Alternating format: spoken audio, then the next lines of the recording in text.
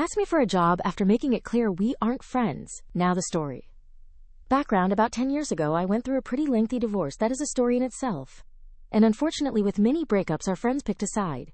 We didn't make any ultimatums. At least I didn't, but our friend group was definitely divided. I would say my ex got most of them because the majority were his friends when I met him, so that makes sense. This meant I was no longer invited to dinners or plans, and the calls and text messages gradually disappeared.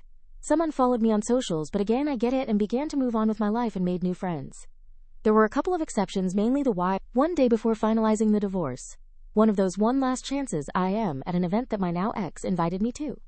He had even reserved a VIP ticket and experience for me.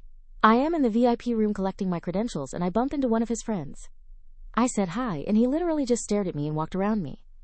Note, this is someone who I took care of their animals when they went out of town, had game nights, etc. Cool message received. A couple of years pass.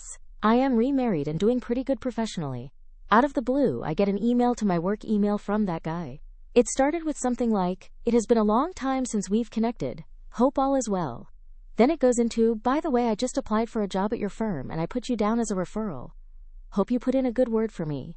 I just sat there rereading, thinking, WTAF. I did the obligatory LinkedIn visit and saw he had been hunting for a while.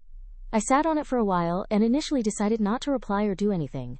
But the more I thought about it, I really didn't want to work with guy and was kind of pissed. He tried to use my name and title to get an in. So I called HR and told them there is no way I would refer this guy. The first also told one of the partners in the area.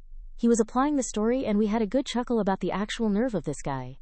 Obviously he never made it to the interview process.